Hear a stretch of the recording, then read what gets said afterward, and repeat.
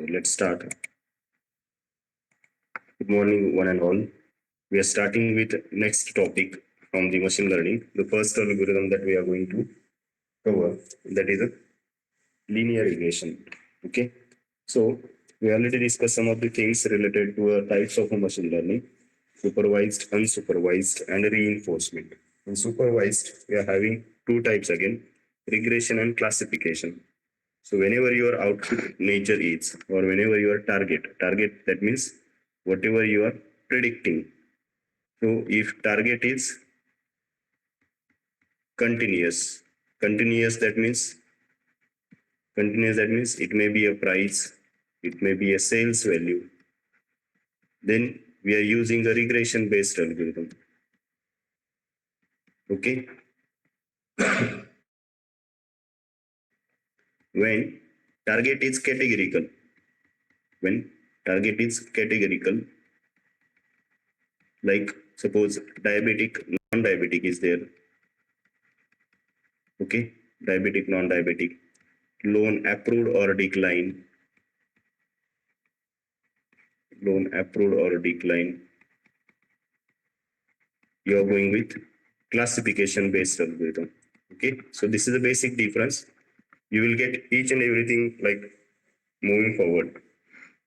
याच्यानंतर म्हणजे सगळ्या गोष्टी समजतील तुम्हाला, फक्त आता मे बी थोडंफार डिफिकल्ट वाटू शकतं. Okay, so we are going to start with first algorithm from that. याच्यातलं फर्स्ट अल्गोरिदम आपल्याला घ्यायचं आहे. कोणता आहे? Linear regression. व्हेरी सिम्पल, समजण्यासाठी खूप सोपं आहे. एकच इक्वेशन यूज करतो, that is y equal to mx+c. So linear regression, you can say it is a statistical regression method which is used for the predictive analytics. Used for predictive analytics or predictive analysis. म्हणजे तुम्हाला काय द्यायचंय, काहीतरी फ्युचरची value predict करून द्यायची historical डेटावरून. समजा 3 महिन्याचा data आपल्याला दिलेला आहे, 3 महिन्याच्या सेल्सच्या value based on the various parameters तुमच्याकडे आहेत, आणि नेक्स्ट मंथच्या व्हॅल्यू काय असू शकतं किंवा नेक्स्ट डेची व्हॅल्यू काय असू शकते. आजचं जर टेम्परेचर आहे तर उद्या काय टेम्परेचर असू शकतं. ओके, एन्व्हायरमेंट, वेदर फोरकास्टिंग, नंतर सॅलरी फोरकास्टिंग, सेल्स इस्टिमेट करायचे, अशा ज्या गोष्टी किंवा रिअल इस्टेटची प्राइस, फ्लॅटच्या प्राइजेस काय असू शकतात, मागच्या 10 वर्षाचे प्राइजेस आपल्याला दिलेले आहेत, मग नेक्स्ट प्राइजेस काय असू शकतात हे आपल्याला प्रिडिक्ट करायचंय. So it is use for the solving regression problem in machine learning. कोणत्या टाईपचे प्रॉब्लेम सॉल्व्ह करायचे? Used for solving regression problems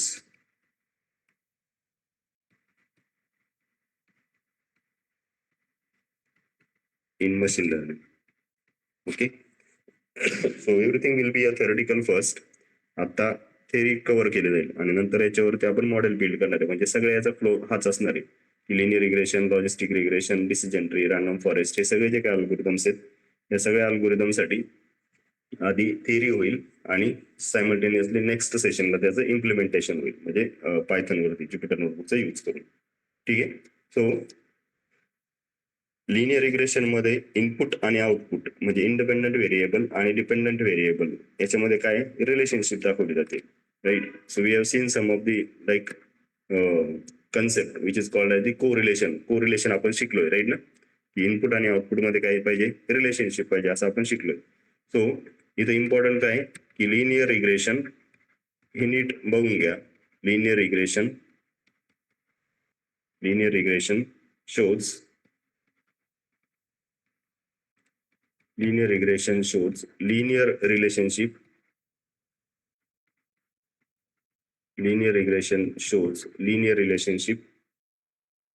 between input variable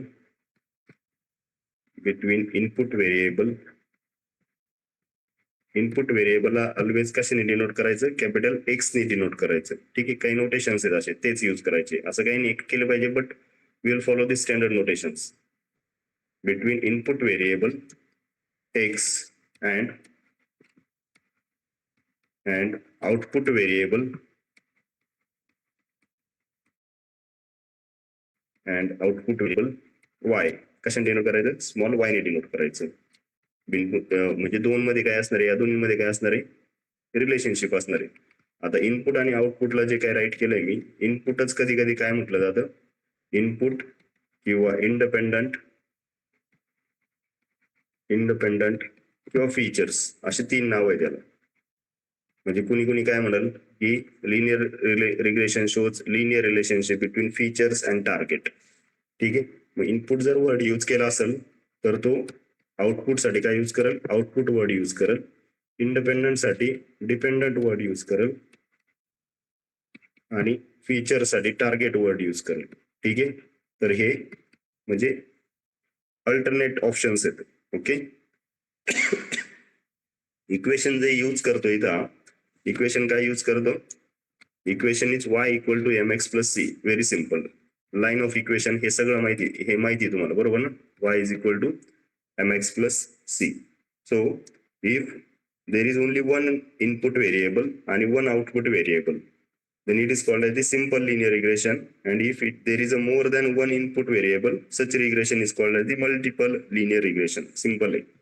समजा हे काय झालं तुमचं, y equal to mx plus C या फॉर्मॅट मध्ये असेल तर that is simple linear regression. हे काय तुमचं सिंपल लिनियर रिग्रेशन, एकच इनपुट आणि एकच आउटपुट आहे, एकच इनपुट आणि एकच आउटपुट दिलेलं आहे, तर हे काय झालं, सिंपल लिनियर रिग्रेशन झालं. And if it is a case of y is equal to m1 x1 plus m2 x2 plus m3 x3 असे n नंबर ऑफ व्हेरिएबल्स आहेत, mn xn plus c. So this is multiple linear regression. This is multiple linear regression. ठीक आहे, so these are the some of the types for the linear regression. आता line of equation ज्यावेळेस plot करतो आपण त्यावेळेस कसं दाखवतो रे हा, yes it is like this, x axis Y axis, बरोबर ना, एक्स ऍक्सिस वाय ऍक्सिस. तर एक्सच्या व्हॅल्यू सोबत समजा माझ्याकडे एक्स ऍक्सिस वरती काय एक्सपिरियन्सच्या व्हॅल्यूज आहेत, काय एक्सपिरियन्सच्या व्हॅल्यूज आहेत, इकडे काय सॅलरीच्या व्हॅल्यूज आहेत. मग एक्सपिरियन्सच्या व्हॅल्यूज आणि सॅलरीच्या व्हॅल्यूज दिलेल्या आहेत तुम्हाला, सपोज 10K नंतर 20K आणि 30K अशा व्हॅल्यूज आहेत. तर जनरली काय होईल, विथ एक्सपिरियन्स सॅलरी इन्क्रीज होईल, विथ एक्सपिरियन्स सॅलरी काय होईल, इन्क्रीज होईल. So there will be some relationship between X and Y. तर या टाईपच्या रिलेशनशिपला काय म्हणता तुम्ही, या टाईपच्या रिलेशनशिपला काय म्हणतो आपण, पॉझिटिव्ह रिलेशनशिप म्हणतो. काय म्हणतो, पॉझिटिव्ह रिलेशनशिप. इज इट, समजतंय का रे, हे आपण डिस्कस केलेलं ऑलरेडी नाही. Positive relationship, negative relationship, no relationship, in statistics we have discuss this things. Is it, मग ही पॉझिटिव्ह असू शकते किंवा निगेटिव्ह असू शकते, दॅट डिपेंड्स, राईट ना. पॉझिटिव्ह रिलेशनशिप असू शकते किंवा निगेटिव्ह रिलेशनशिप असू शकते. म्हणजे या टाईपच्या रिलेशनशिपला तुम्ही काय म्हणता, या टाईपच्या रिलेशनशिपला काय म्हणतात, पॉझिटिव्ह रिलेशनशिप म्हणतात. की जसा एक्स वाढतोय तसा वाय पण काय होतोय, इन्क्रीज होतोय. Yes, Y is increasing with increase in x. Suppose हे जर असं असेल काय, इफ इट इज लाईक दिस, हा एक्स आहे हा वाय आहे. ओके, समजा इकडं प्राइस आहे, एक्स ऍक्सिस वरती काय दिलं तुम्हाला, प्राइजेस दिलेले आहेत, वाय ऍक्सिस वरती त्याची डिमांड आहे, वाय ऍक्सिस वरती काय डिमांड आहे.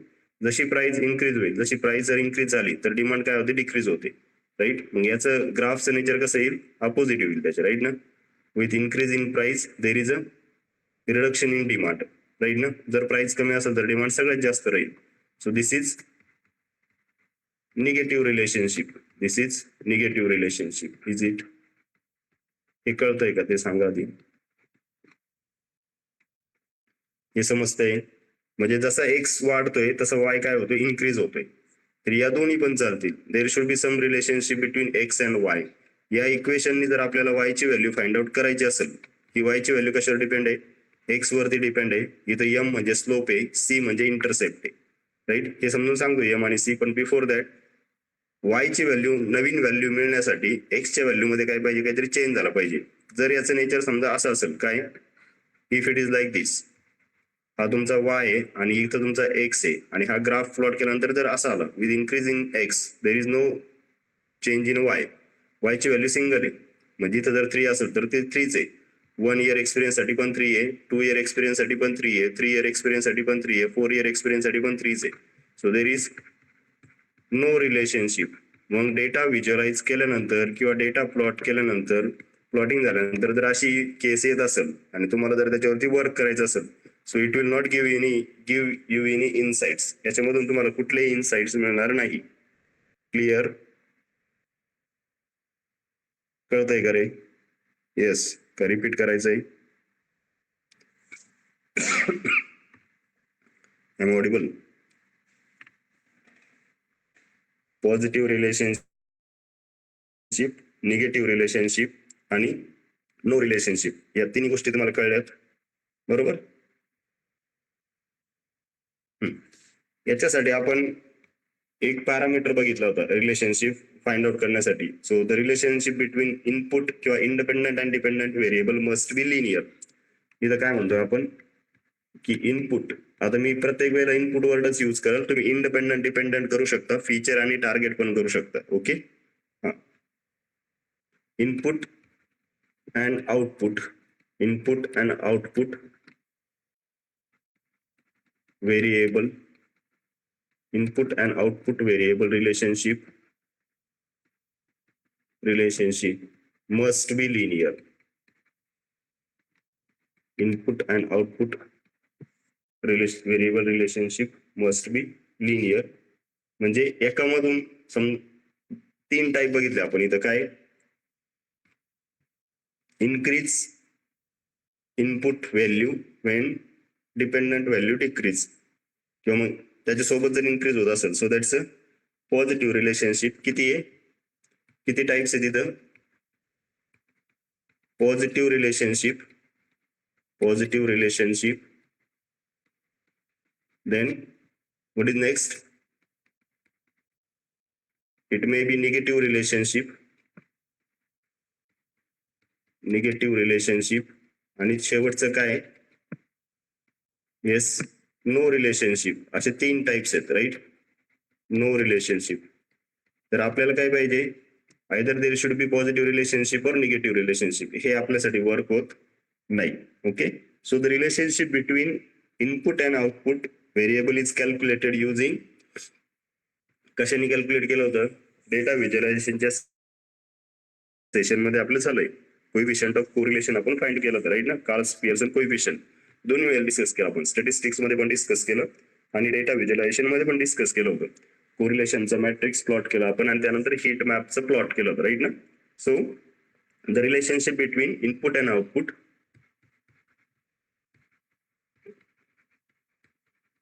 the relationship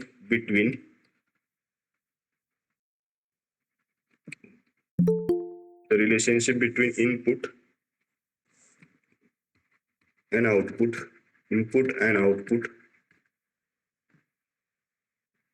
calculated by using coefficient of correlation, or it is called as, with a scientist name Carls Pearson. बरोबर ना? Carls Pearson coefficient of correlation, Carls Pearson coefficient of correlation denoted by R. Okay, denoted by R. कधी कधी R, कधी असं पण दिलं जातं R X Y किंवा सीओ डबल आर कॉर. हे नोटेशन असते त्याच्यासाठी. जनरली काय यूज केलं जातं? आर यूज केलं जातं किंवा आर व्हॅल्यू म्हटलं जातं. हा, now you have to tell me what is the range of R value. Yes, if I write like this, value of R always in the range of, yes, value of R always in the range of, yes, -1 to 1. very good, -1 to +1, right? -1 to +1 ही range आहे त्याच्यासाठी, which is a good value. समजा एखादी value आपण find out केली किंवा कोरिलेशनचा matrix तुम्हाला मिळाला, हीट मॅपने फाइंड आउट केला, तर मग इनपुट आणि आउटपुट मध्ये रिलेशनशिप दाखवण्यासाठी बेस्ट व्हॅल्यू कोणते आहेत? जनरली काय कन्सिडर केलं होतं आपण?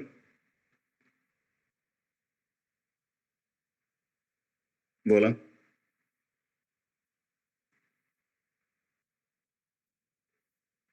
आर लेस दॅन -0.75 बरोबर ना? आर लेस दॅन -0.75 आणि आर ग्रेटर दॅन +0.75 म्हणजे याच्यामधले रिलेशनशिप काय आहेत?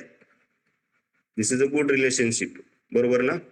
समजा 0.20 आहे, -0.30 आहे, 0.20 आहे किंवा -0.30 ह्या व्हॅल्यूज कशा राहतील? They are not giving the good relationship between input and output. Input आणि आउटपुट मध्ये चांगलं रिलेशनशिप नाहीये असं त्याचा अर्थ झाला. समजतंय का रे? हे क्लिअर झालंय का तुम्हाला? मशीन लर्निंग लिनियर रिग्रेशनची थिअरी, नंतर इनपुट आणि आउटपुट मध्ये रिलेशनशिप कसं फाइंड आउट करायचं, आणि इक्वेशन काय? y = mx + c. Very simple. आता y = mx + c हे इक्वेशन आहे. याच्यामध्ये y म्हणजे काय? Yes, y is your output variable, right ना? y काय तुमचा आउटपुट आहे, म्हणजे टार्गेट जे आपण प्रिडिक्ट करतोय. समजा मी सॅलरी प्रिडिक्ट करतोय, तर y काय झालं? माझं सॅलरी झालं. x म्हणजे काय? इनपुट. मग एक असू शकतात, एक पेक्षा जास्त पण असू शकतात.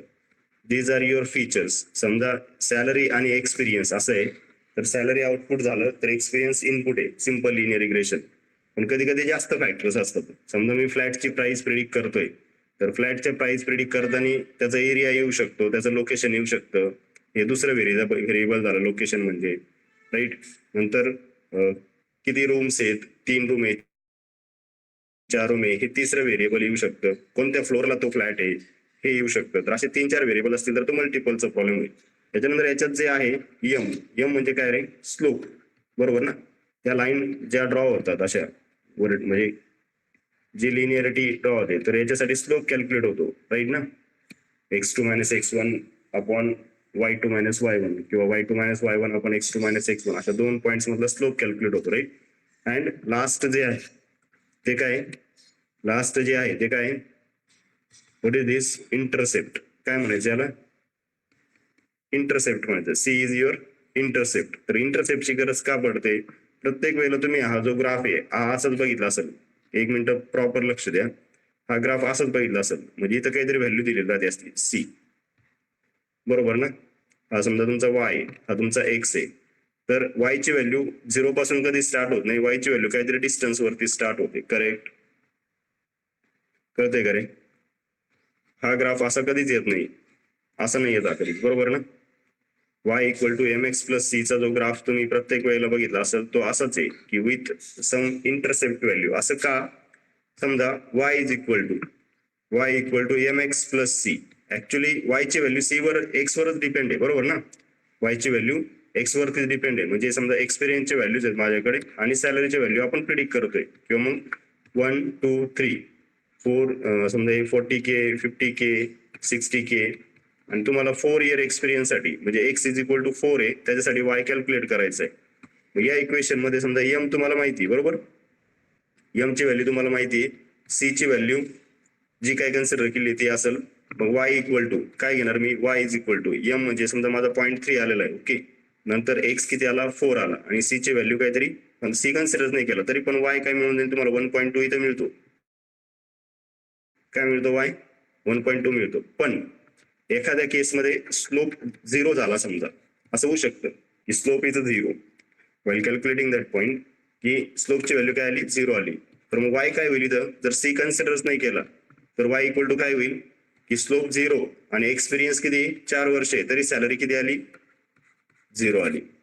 So to avoid this situation, अशी सिच्युएशन अवॉइड करण्यासाठी काय दिला जातो? इंटरसेप्ट दिला जातो. समजा इथं जर असं असेल की 10, तर ऍटलिस्ट या एक्सपिरियन्स साठी 4 वर्ष एक्सपिरियन्स साठी ऍटलिस्ट 10,000 सॅलरी, ते 0 नाही होणार.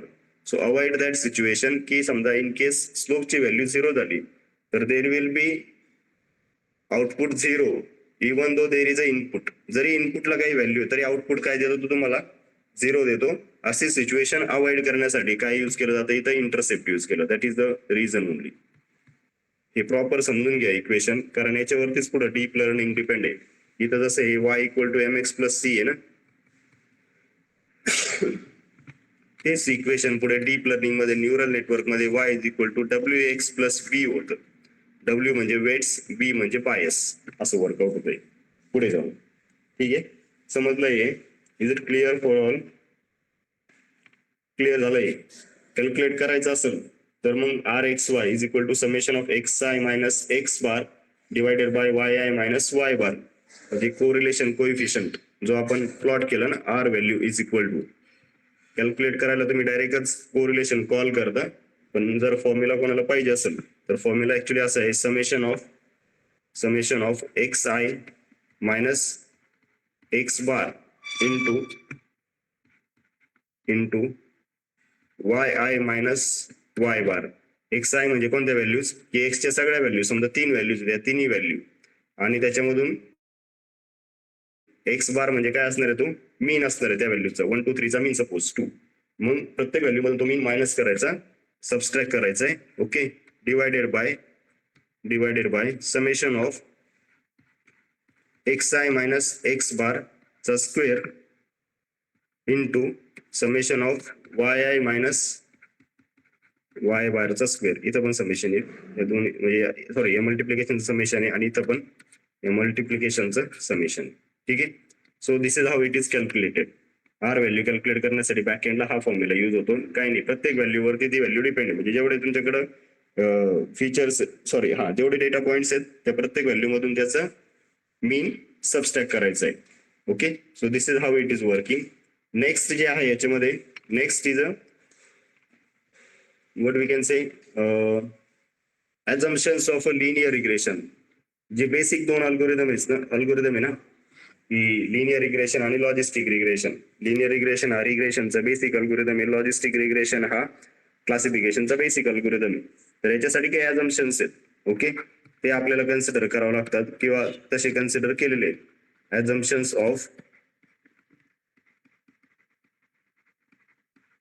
assumptions of a linear regression. यातलं जे फर्स्ट आहे ते आहे लिनियरिटी. काय आहे first is a linearity. What is the meaning of linearity? Now it's clear right ना. लिनियरिटी काय? Relationship between X and Y, बरोबर ना. There should be some relationship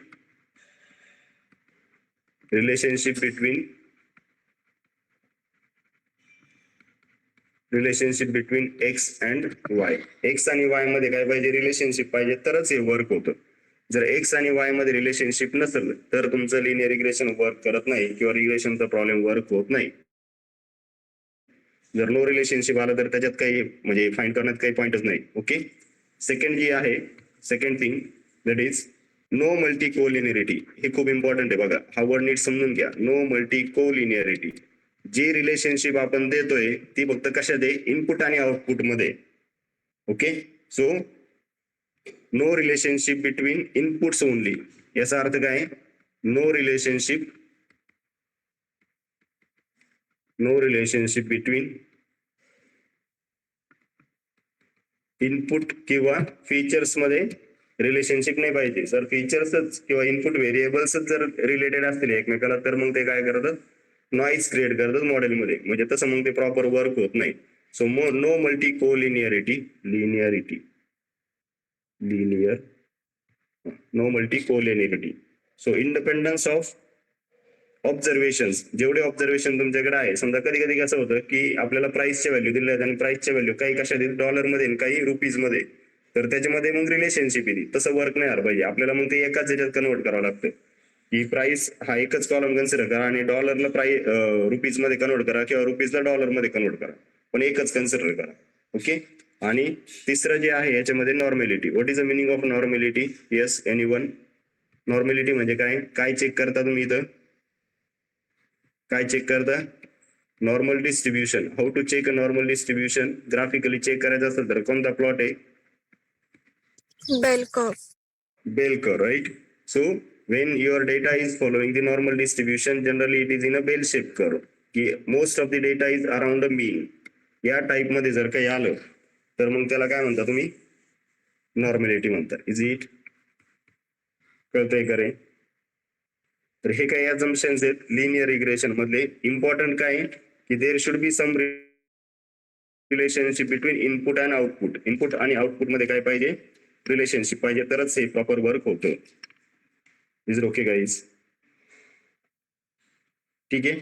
R value समजलंय सगळ्यांना, कोएफिशियंट ऑफ कोरिलेशन सगळ्यांना कळलंय बरोबर. Coefficient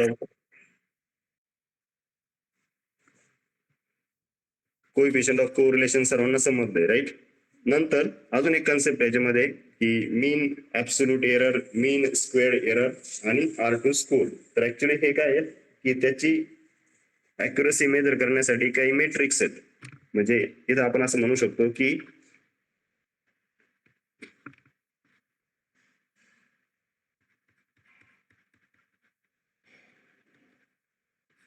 matrix for, आता मी linear regression नाही म्हणणार, मी काय म्हणेल रिग्रेशन म्हणेल. काय matrix for regression. Matrix for regression. Regression म्हणजे काय की कंटिन्युअस टार्गेट. टार्गेट काय कंटिन्युअस. मग आता हे फक्त लिनियर रिग्रेशन साठी नाही, इव्हन तुम्ही डिसिजन ट्रीचा रिग्रेसर यूज केला तरी त्याच्यासाठी हे वर्क होईल. ठीक आहे. डिसिजन ट्रीच्या रिग्रेसर साठी पण वर्क होईल. नंतर तुम्हाला ऍडापोस्ट मधून रिग्रेसर कॉल करायचा आहे किंवा रॅन्डम फॉरेस्ट रिग्रेसर कॉल करायचा आहे तरी पण हे मेट्रिक्स काय राहतील, सेम राहतील. So these are for the regression. नाव अल्गोरिदम इथं मॅटर नाही करत. तर रिग्रेशनच्या म्हणजे रिग्रेशनच्या सगळ्या केस साठी हे सेम राहतील. याच्यामध्ये दोन गोष्टी परत, एक आहे लॉस फंक्शन. लॉस फंक्शन जे की एरर कॅल्क्युलेट करण्यासाठी जनरली यूज केले जातात. Loss function. In that first one is loss function मध्ये फर्स्ट काय, mean squared error, MSE. Yes, first one is mean squared error. Word itself suggests, right now? Word itself suggests it's a error. Second, MAE, that is याचा फक्त absolute value घ्यायची. mean absolute error. And third one is a root mean squared error, RMSE. जर तुम्ही MSE चं square root घेतलं so that will be a root mean squared error. Root mean squared error. Okay. तर हे तीन loss functions आहेत. Generally loss function म्हणजे काय की जे एरर मेजर करण्यासाठी यूज केले जातील ते लॉस फंक्शन आहे. आणि अॅक्युरसी मेजर करण्यासाठी याच्यामध्ये R2 स्कोर आणि ऍडजस्टेड R2 स्कोर या दोन व्हॅल्यूज आहेत. तर आता आपण याच्यावरती फोकस करू, that is a loss function. एवढा वर्ड लक्षात ठेवा फक्त. काय लॉस फंक्शन कधी यूज करायचं, लॉस फंक्शन एरर जर मेजर करत असेल. Generally it is called as the metrics. MSE, MAE, RMSE, R2 score, adjusted R2 score हे सगळे मेट्रिक्स झाले रिग्रेशन साठी. पण त्यातले त्यात MSE आणि MAE हे काय आहेत, लॉस फंक्शन्स आहेत आणि अॅक्युरसी साठी R2 स्कोर आहे. तर जनरली हे काय देतात तुम्हाला, हे देतात एररची व्हॅल्यू.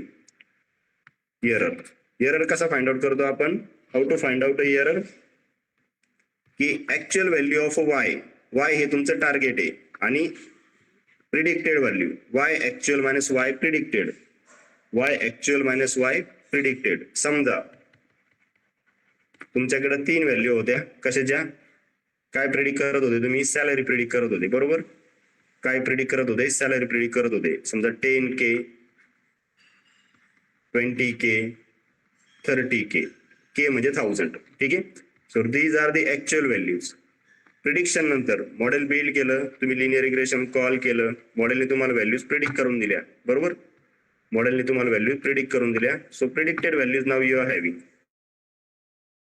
प्रिडिक्टेड सॅलरी समजा 10K ला 10K आली, 20 च्या ऐवजी 19K आली, 30 च्या ऐवजी 31K आली. So these are the predicted value. So there will be some difference in each value. म्हणजे काहीतरी एरर येतो ना याच्यामध्ये. ऍक्च्युअल व्हॅल्यू 10K होती, प्रिडिक्टेड 10K आली, इट्स ओके. परत 20 च्या ऐवजी 19 आली, 30 च्या ऐवजी 31 आली. तर ह्या व्हॅल्यूज मधला जो डिफरन्स आहे that is called as the error which is measured with the help of 3 loss function, that is a mean squared error, नंतर मीन ऍब्सोल्यूट एरर आणि रूट मीन स्क्वेअर एरर. ठीक आहे. कसं फाइंड आउट करायचं आहे, first of all first काय MSE mean square error is equal to summation of I is equal to 1 to n. Summation of I is equal to 1 to n. काय meaning याचा I equal to 1 to n चं की सगळ्या values, किती values इथं तुमच्याकडे 3 values आहेत. y actual minus y predicted, y actual minus y predicted चा डिफरन्स याचा square divided by n, n means number of samples. म्हणजे ह्या आत्ताच्या एक्झाम्पल साठी जर हे राईट करायचं झालं तर काय येईल, 10 minus 10 चा स्क्वेअर प्लस 20 minus 19 चा स्क्वेअर प्लस 30 minus 31 चा स्क्वेअर डिवायडेड बाय 3. याचं जे काय आन्सर येईल that will be your MSE. Is it okay guys? लक्षात येतंय काय करतोय आपण? येस. फॉर्म्युला कसा वर्क करतो? फॉर्म्युला कुठेच तुम्हाला कॅल्क्युलेशन करण्याची गरज पडणार नाही. You just need to call from sklearn dot linear model, जे काय लिनियर रिग्रेशन ज्याच्यातून कॉल करायचं तुम्ही मीन स्क्वेअर्ड एररवरून डायरेक्टली. पण हे कसं वर्क होतं ते समजतंय. प्रत्येक ठिकाणी स्क्वेअर्ड डिफरन्स घेतलेला आहे. इथं ऑब्झर्व करू शकतो मी 20 minus 19 1 येतो आणि हा -1 येतो. -1 + 1 कॅन्सल होणारच नाही का की स्क्वेअर आहे. आणि हे जर तुम्ही काय घेतलं, मीन ऍब्सोल्यूट एरर घेतलं तर फक्त काय summation I is equal to 1 to n mod of y actual minus y predicted divided by n. फक्त प्रत्येक व्हॅल्यूचं काय घेणार तुम्ही, मॉड घेणार. 10 minus 10 चा मॉड प्लस 20 minus 19 चा मॉड. मॉड म्हणजे काय ऍब्सोल्यूट व्हॅल्यू. आन्सर काय येऊ तुम्ही काय कन्सिडर करणार, पॉझिटिव्ह कन्सिडर करणार डिवायडेड बाय 3. म्हणजे हे कसं येईल 0 + 1 + 1, 0 + 1 + 1 divided by 3, that is 2/3 will be the mean absolute error in this case. आणि रूट मीन स्क्वेअर एरर म्हणजे काय, what is the root mean square error? RMSE nothing but square root of MSE, square root of MSE. Is it okay guys? इथपर्यंत clear आहे का रे? इथपर्यंत clear आहे everyone? काही doubt आहे इथपर्यंत कोणाला? किती लॉस फंक्शन्स आहेत रिग्रेशनच्या प्रॉब्लेमला? If somebody ask you what are the loss functions in a regression, I am not talking about a linear regression specifically. So these are for the regression directly. Regression साठी बोलतोय आपण, ठीक आहे? Regression साठी किती लॉस फंक्शन आहेत? 3. मीन square error, मीन absolute error आणि root mean square error. Clear everyone? इथपर्यंत क्लिअर आहे सगळ्यांना? ओके. पुढचा जो पार्ट आहे तो आहे ऍक्युरसी मेजर करायची. काय मेजर करायची? जसे लॉस फंक्शन मेजर केले, लॉस फंक्शन वर्क केलं तसं ऍक्युरसी साठी काय, ऍक्युरसी साठी 2 मेट्रिक्स आहेत. First one is R2 score आणि सेकंड एक कन्सेप्ट याच्यामध्ये कधी कधी इंटरव्ह्यूला विचारतात की what is adjusted R2 score. Directly calculate नाही करता येत R2 ऍडजस्टेड R2 स्कोर, पण तुम्ही कॅल्क्युलेशन दाखवू शकता. ठीक आहे. तर फोकस कशावरती करायचा जनरली तुम्हाला R2 स्कोर वरती, की जो तुम्हाला डायरेक्टली ऍक्युरसी देतो. की फॉर एक्झाम्पल 10 डेटा पॉइंट्स तुम्ही चेक केले, त्या 10 मधले किती यांनी तुम्हाला ऍक्युरसी दिली. म्हणजे in short performance of the linear regression model. ठीक आहे. तर फर्स्ट काय याच्यामध्ये, first one is R2 score. R score आणि R2 स्कोर मध्ये डिफरन्स आहे. R काय होतं, R व्हॅल्यू काय होती तुमचं, कोएफिशियंट ऑफ कोरिलेशन, आणि हे काय metrics of performance. R2 score काय, metric of performance. So use to evaluate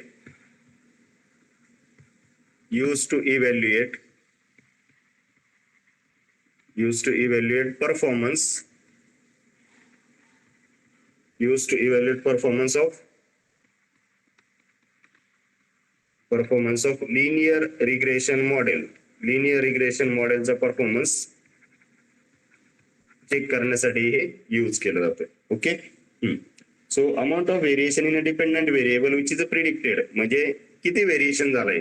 समजा R2 स्कोर आपला आलाय, R2 स्कोरचा आन्सर तुमचा असा आलाय, R2 score is equal to 70 किंवा 0.70 आलाय. तर याचं मिनिंग काय झालं की 70% जे प्रिडिक्शन्स आहेत ते करेक्ट आहेत. 70% प्रिडिक्शन्स काय आहेत, करेक्ट आहेत. 30% त्याच्यामध्ये एरर आहे. कॅल्क्युलेट करण्यासाठी कसं कॅल्क्युलेट करतो हा, म्हणजे फॉर्म्युला ऑब्विसली तुम्ही तर डायरेक्टली कॉल करणार आहे, पण R2 score is equal to 1 minus summation of y actual minus y predicted चा square, y actual minus y predicted चा square divided by summation of y actual minus y mean चा square.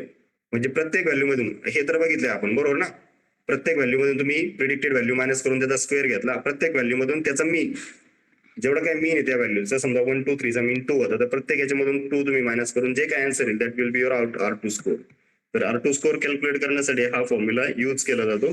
ठीक आहे. So it is use to check how well observed results are produced by the model, की तुमच्या मॉडेलने किती correct result दिलेत हे जर चेक करायचं असेल तुम्हाला, तर काय यूज करतो तुम्ही, R2 स्कोर यूज करतो. ओके. सो टोटल डेव्हिएशन जे आहे तुमच्या डेटामधलं ते तुम्हाला इथून मिळून जातं. फक्त याच्यासाठी एक लिमिटेशन आहे, म्हणजे R2 स्कोर ज्यावेळेस कॅल्क्युलेट होतो ना, तर याच्यासाठी एक लिमिटेशन आहे. की काय लिमिटेशन आहे, की value of R2 score never decrease as it will be updated after adding extra independent variable. म्हणजे जर समजा की असे व्हेरिएबल्स नॉट युजफुल व्हेरिएबल्स जर ऍड झाले, नॉट युजफुल व्हेरिएबल्स जर ऍड झाले तरी व्हॅल्यू डिक्रीज कधीच होत नाही. The value of R2 score never decrease as it will be updated after adding extra independent variable. इथं फक्त एक लाईन राईट करून ठेवतो, ही नीट लक्षात ठेवा. The value of R2 score, value of R2 score never decrease, value of R2 score never decrease as it will be updated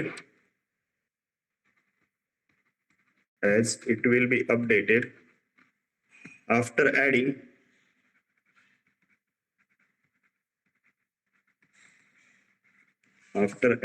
extra independent variables.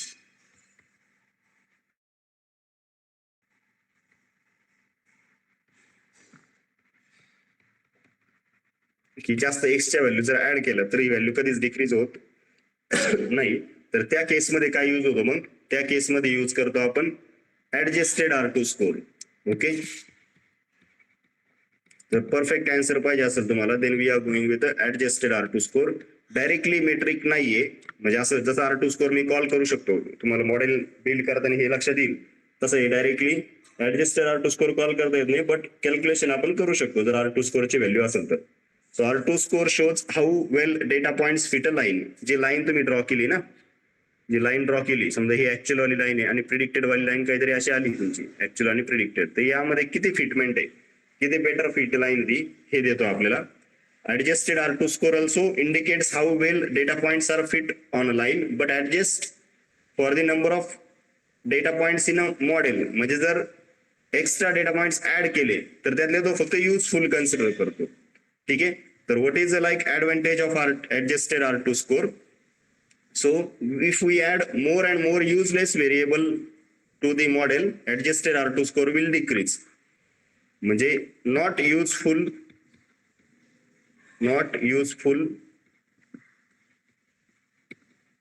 Variables added R2 score किंवा adjusted R2 score म्हणून आपण. जर तुम्ही useful नसलेले variable जर add केले तर adjusted R2 score काय होतो, डिक्रीज होतो. If we are adding useful variables, जर आपण युजफुल व्हेरिएबल्स ऍड केले, useful variables added, adjusted R2 score will increase. म्हणजे सिंपल आहे. जर तुम्ही त्या मॉडेलला युजफुल असणारे व्हेरिएबल्स ऍड केले तर मग ऍडजस्टेड R2 स्कोर काय होतो, इन्क्रीज होतो.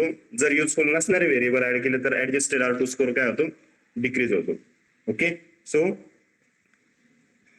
फॉर्म्युला जो आहे याच्यासाठी, फॉर्म्युला असा आहे की adjusted R2 score is equal to, formula लक्षात ठेवण्याची गरज नाही पण तुम्हाला, फक्त आता हे थिअरेटिकल पार्ट आहे तर ते घेणं मस्ट आहे.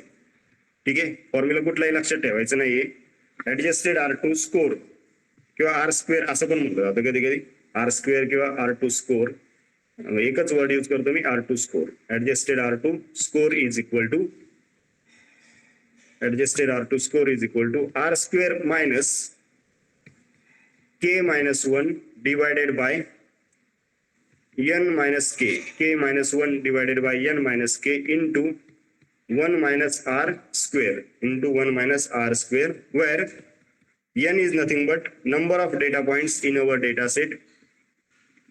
म्हणजे काय तुम्हाला 1000 10,000 जेवढे काय डेटा पॉइंट्स दिलेले आहेत ते सगळे data points, number of data points in a data set.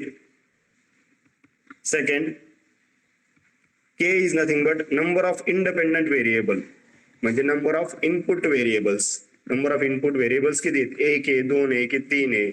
Like price calculate करतो मी फ्लॅटची, तर त्याच्यासाठी इनपुट व्हेरिएबल्स काय असतील? Square feet, number of rooms, floor कोणता आहे, हे नंबर ऑफ इनपुट व्हेरिएबल्स झाले. आणि R2 स्कोर, आर स्क्वेअर जो आहे तो काय? R2 score determined by the model. मॉडेलने तुम्हाला जो कॅल्क्युलेट करून दिलेला आहे तो R2 score determined by model. हा, नाउ टेल मी की ऍडजस्टेड R2 स्कोरची व्हॅल्यू ऑलवेज काय असेल? आर स्क्वेअर पेक्षा छोटी असेल, बरोबर ना? आर स्क्वेअर मधून तुम्ही काहीतरी सबस्ट्रॅक्ट करताय इथं, right? So what we can write, adjusted R2 score will be, can I write like this? Adjusted R2 score or adjusted R square is always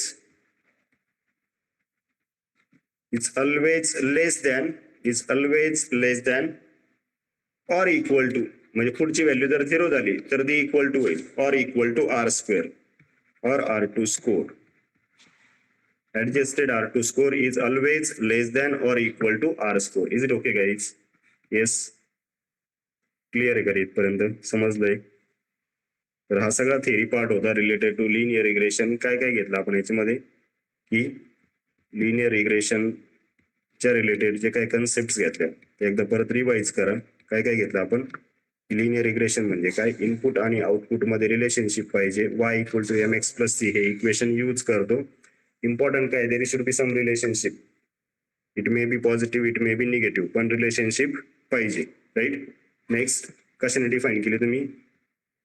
coefficient of कोरिलेशननी याची रिलेशनशिप डिफाईन केली, that is R value, फक्त R. नंतर काय घेतलेत? ऍझम्पशन्स घेतलेत. 3 ऍझम्पशन्स घेतले आपण: लिनियरिटी, नो मल्टीकोलिनियरिटी आणि नॉर्मॅलिटी. ऍझम्पशन्स. नंतर काय घेतलेत? मेट्रिक्स. मेट्रिक्स मध्ये काय? मेट्रिक्स मध्ये पहिलं घेतलं लॉस फंक्शन. लॉस फंक्शन मध्ये सगळ्या रिग्रेशनच्या प्रॉब्लेमला 3 लॉस फंक्शन्स आहेत, that is MAC, MAE mean absolute error आणि root mean squared error, right? Accuracy find out करण्यासाठी मेट्रिक्स मधून जर ऍक्युरसी फाइंड आउट करायची असेल तर काय घेतलंय? R2 स्कोर किंवा R स्क्वेअर स्कोर असं पण म्हणू शकता. आणि ऍडजस्टेड R2 स्कोर कसं रीड करायचं तुमच्यावरती. R स्क्वेअर रीड करा, R2 स्कोर रीड करा, दॅट्स अप टू यू. ठीक आहे? So these are the things related to your linear equation. तरी प्रॉपर थेरी वर्क करा. आय विल सजेस्ट की तुम्ही याच्या हार्ड नोट्स बनवा. जे थेरी नोट्स तुम्हाला प्रिपेअर करावंच लागतील. थेरी नोट्स प्रिपेअर केल्या तर हे प्रॉपर वर्क होईल. नेक्स्ट सेशनला म्हणजे उद्याच्या सेशनला आपण याचं इम्प्लिमेंटेशन बघू ऑन ऍक्च्युअल डेटा सेट. ठीक आहे? Is there any doubt? काही डाऊट असेल तर सांगा. Okay, thank you guys.